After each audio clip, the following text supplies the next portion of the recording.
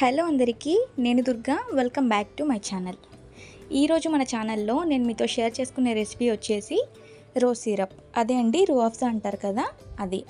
మనకి దీన్ని ఎక్కువగా రోజ్ మిల్క్ ప్రిపేర్ చేసినప్పుడు లేదా కొన్ని మిల్క్ షేక్స్కి ఈ రూఅఫ్జాని యూస్ చేస్తారు. మనం బయట కొనాలంటే మనకి చిన్న చిన్న బాటిల్స్ అనేవి అవైలబుల్గా ఉండవు, చాలా పెద్ద పెద్దవే దొరుకుతాయి.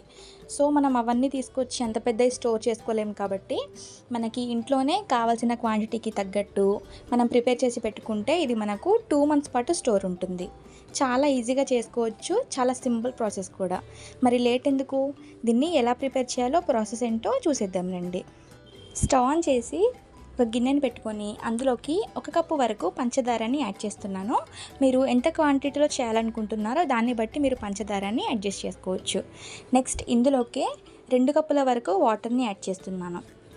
ఈ పంచదార అండ్ వాటర్ రెండు చక్కగా కలిసిపోయి పంచదార మొత్తం కరిగిపోయే వరకు ఇలా గరిటెతో మిక్స్ చేస్తూ మనము ఈ పాకాన్ని ప్రిపేర్ చేసుకోవాలి.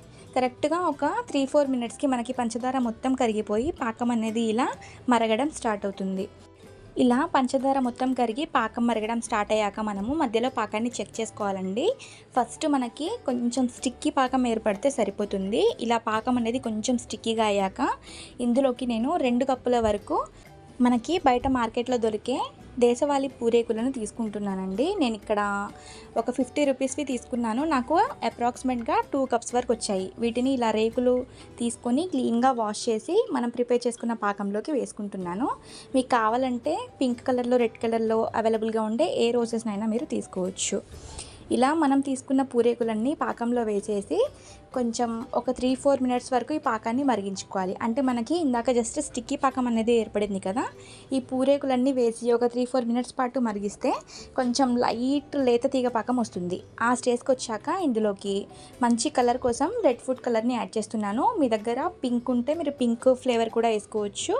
లేదా మీ దగ్గర మీకు గులాబీ పూరేకులు కనుక అవైలబుల్గా లేకుంటే రోజ్ ఎసెన్స్ ఉంటాయి కదా, రోజ్ ఎసెన్స్ అనేవి ఈ పంచదార పాకంలో వేసేసి ఇందులోకి బీట్రూట్ జ్యూస్ ఉంటుంది కదా, ఆ జ్యూస్ని కూడా వేస్తే మీకు మంచి పింక్ కలర్ అనేది వచ్చేస్తుంది.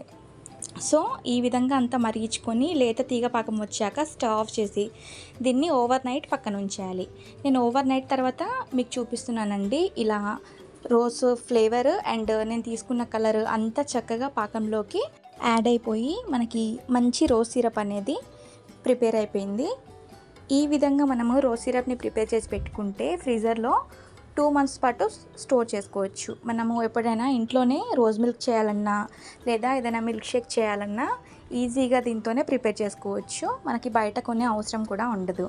మరి చాలా సింపుల్ ప్రాసెస్ కదా, మీరు కూడా ఎప్పుడైనా ఇలాగే రోజ్ సిరప్ని ప్రిపేర్ చేసి మీ ఫీడ్బ్యాక్ని నాకు కమెంట్ రూపంలో షేర్ చేయగలరు.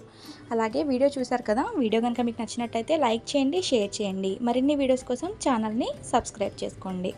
Thank you for watching.